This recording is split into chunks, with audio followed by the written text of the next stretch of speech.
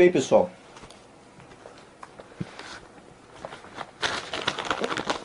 seja bem-vindo ao canal Cláudio Gouveia. Espero que todos estejam bem.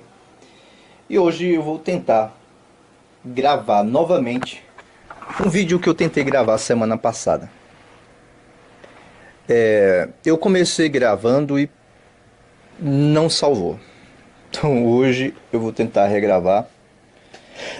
Obviamente nunca é a mesma inspiração do que antes. Eu sei que vocês sabem muito bem disso. O que eu posso antecipar para os senhores? Vou falar hoje do Ministério da Morte e da Condenação, que é aquilo que separa o que as pessoas, e que a Igreja Católica trouxe como Antigo e Novo Testamento. A Igreja Católica trouxe como Antigo e Novo Testamento, com a finalidade de quê? De fazer com que você acredite exatamente da forma que você acredita hoje. Aí eu peço para você um pouco de paciência sobre o que eu vou falar. Por quê?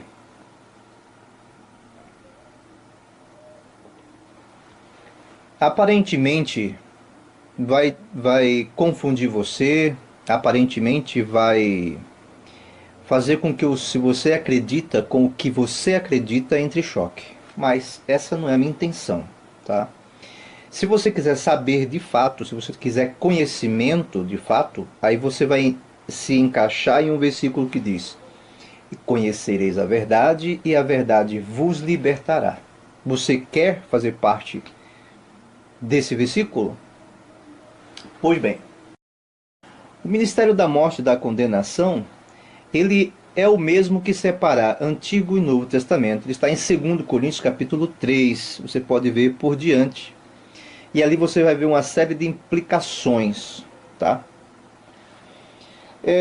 Antes disso, de falar do Ministério da Morte e da Condenação, eu quero dizer para vocês o seguinte: a Bíblia que nós temos, a nossa Bíblia que está montada do jeito que está, ela na hora de ser montada, existia uma regra. Vocês podem visualizar aqui a regra que tinha que existir para que um livro pudesse entrar na Bíblia. E quero dizer para vocês que tiveram alguns livros que entraram no cânon que eles não estão de acordo com a regra, tá? Outros, com o estudo dos especialistas, não são aprovados como sendo de alguns autores. Por exemplo, o próprio livro do Apocalipse, não é? O Timóteo I e Timóteo II e Tito. E a carta aos Hebreus, que é relacionada a Paulo, mas hoje em dia eles já reconhecem que realmente não tem autor. Então não deveria ter entrado no cânon bíblico por causa da regra que diz que tipo de livro tem que entrar. Você que está ouvindo pela primeira vez algo tão polêmico, tão complicado, você não vai ficar preocupado em descobrir a verdade, porque é a verdade que te liberta. Se você quer que a sua fé seja um firme fundamento de fato, que ela tenha firme fundamento e convicções dos fatos, é nisso que você tem que entender. Que quando ela foge da regra e a gente busca o fato para saber se nós estamos firmados, se a nossa fé ela está firmada em um firme fundamento, para saber se aquilo realmente tem firme fundamento. Vejamos que a carta de 1 Timóteo, 2 Timóteo e Tito e Hebreus são as principais cartas que combate Paulo por Paulo. Vejam aqui sobre o que eu estou falando, sobre 1 e 2 Timóteo e Tito, tá? Deixa eu ler para vocês entenderem como pensam os críticos, como pensam as pessoas que realmente não estão aceitando essa, de fato, usurpação dos direitos autorais, tá? Eu sei por que eu vou ler isso aqui e posso dizer para vocês o seguinte: realmente, pelas contradições que deixa Paulo, essas cartas deixa Paulo, realmente eles estão certos. Porque as cartas que contradizem o que Paulo diz nos outros escritos são essas pastorais, que está escrito aqui. Primeiro e segundo Timóteo e Tito são comumente chamadas epístolas pastorais. Prevalece a opinião de que foram escritas. Vamos lá, prevalece a opinião de que foram escritas entre a primeira e a segunda prisão de Paulo. Isso é o que está prevalecendo, obviamente, prevalece por quê? Porque quem ganha a batalha, quem vence a batalha, é que conta a história, certo? Então diz que elas foram escritas entre 64 AD a 67 AD. Só que alguns críticos racionalistas modernos têm aventado a teoria de que tais cartas foram obra de algum autor desconhecido que 30 e 50 anos depois da morte de Paulo as escreveu usando o nome deste para inculcar certas doutrinas, como de fato eu vou falar para vocês, pessoal. De fato, eu vou falar para vocês o seguinte: essas cartas fazem com que Paulo fique numa situação complicada, complicadíssima. Bom, então sigamos. Carta aos Hebreus era dado como que foi Paulo que escreveu. Só que, de fato, pelos estudos, se comprovou que não é Paulo que escreveu. A mesma coisa, 1 Timóteo, 2 Timóteo e Tito. Elas contradizem aquilo que Paulo fala nos Coríntios. Então, é Paulo combatendo Paulo. Mas por quê? Será que Paulo se contradisse de fato? Ou isso posteriormente foi colocado como sendo Paulo? Bom, para o seu entendimento, né, e a sua capacidade de entendimento do que acontece nas contradições que surgiram, e para o seu ânimo em confiar naquilo que Paulo disse, realmente essas cartas foram colocadas como sendo Paulo que escreveu, mas Paulo nunca escreveu, porque os grandes estudiosos já comprovaram isso. Ok? Eu não acredito em você. Você pode me dizer, não precisa acreditar em mim, você tem que pesquisar por você mesmo. O que eu estou te dando aqui são verdades para que você investigue por você mesmo. Afinal de contas, se você não pesquisar por você mesmo, como que você vai entender que a salvação é individual? Você será merecedor do conhecimento que você tem? Já que o conhecimento que você busca e que você tem, geralmente ela tem uma base no pastor que você serve? Será que não é colocando dúvida, mas a sua salvação não é individual? Justamente, sua salvação é individual. Bom, partindo desse ponto, falando do ministério da morte, e da condenação, eu quero dizer para vocês outra coisa interessante. Paulo, ele é um cara que declara-se, né? Nesse livro, ele diz: eu sou hebreu, de hebreu, segundo a lei, fariseu. Segundo o zelo, perseguidor da igreja. Se alguém de vós acredita que pode confiar na carne, muito mais eu, que fui circuncidado ao 8º dia de vida. De fato, ele era um judeu autêntico. Só que Paulo, em 2 Coríntios, ele deixa uma coisa extraordinariamente clara. E nesse livro que estou falando para vocês, ele diz que Depois que conheceu a verdade de Cristo, ele considerou tudo o que ele sabia no tempo da lei esterco.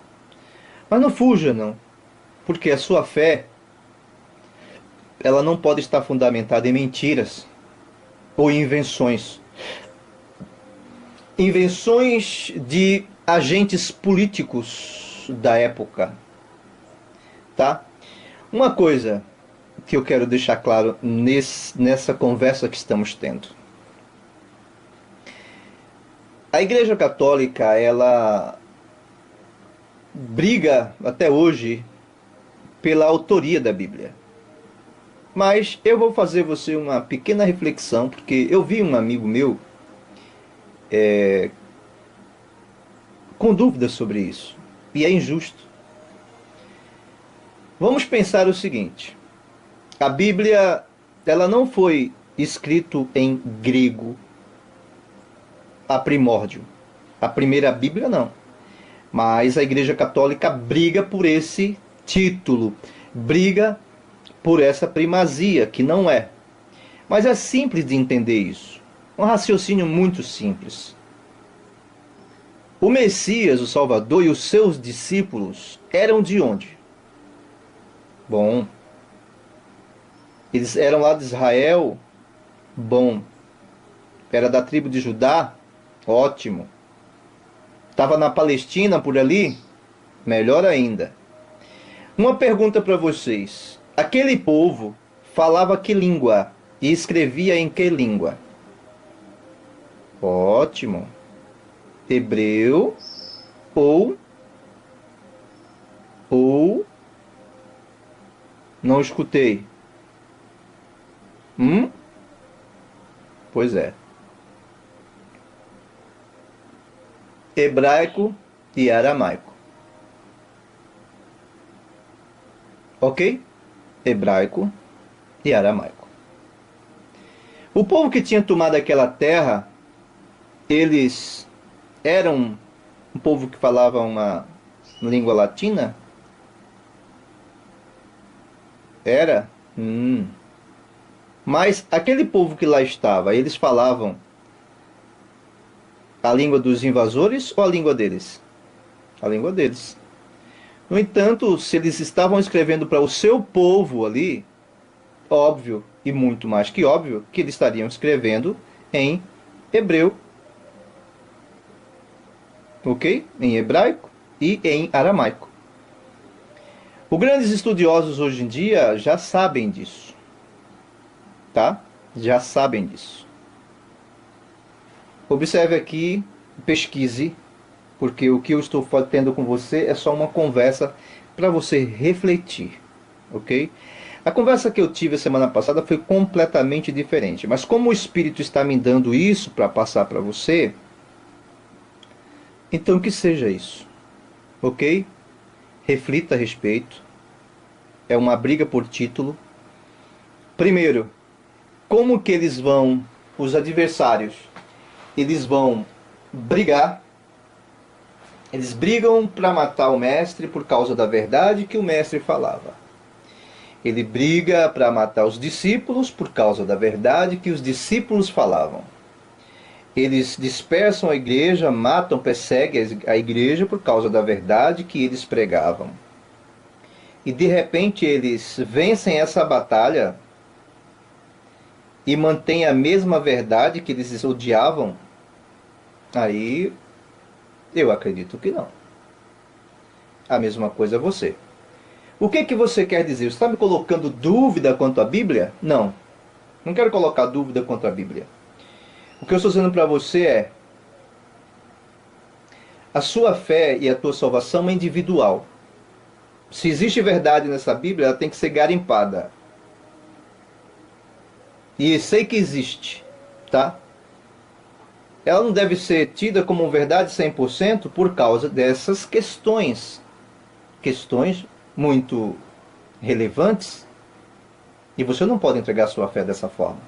Bom, para você que ficou um pouco com dúvidas, eu vou deixar na descrição desse vídeo o link de um canal do WhatsApp que tem a mim e mais algumas pessoas que ministraram como pastores numa época anterior, e a mim e os meus colegas que lá estão com conhecimento suficiente para poder te ajudar a entender tudo isso.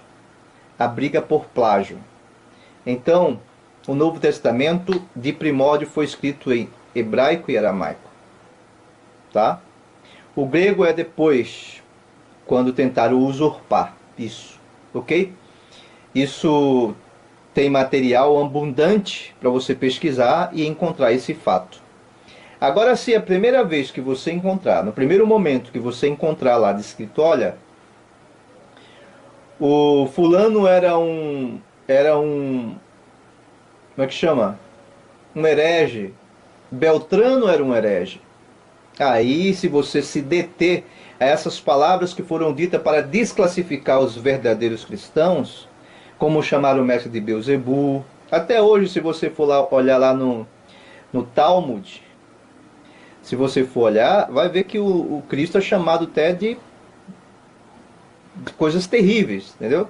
Porque eles querem desclassificar o verdadeiro Messias. Eu gostaria de falar para vocês do verdadeiro Messias no próximo vídeo, ok?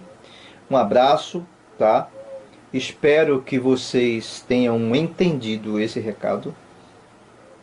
Aprendam a pesquisar. Quando você encontrar algo, olha, fulano era herege, desconfie da informação. Por quê? Os que venceram a batalha escreveram a história e chamaram as vítimas de herege para poder desclassificar a sua verdade. Aí, se você inocentemente acredita que aquilo é verdade e não estuda e não investiga, aí você vai fugir do ensinamento do mestre que diz: só se conhece a árvore pelos seus frutos. Quem matou foi quem? Quem perseguiu foi quem? Quem morreu? Era o mal ou era o bom? Quem não reagiu à morte? Foi o mal ou foi o bom?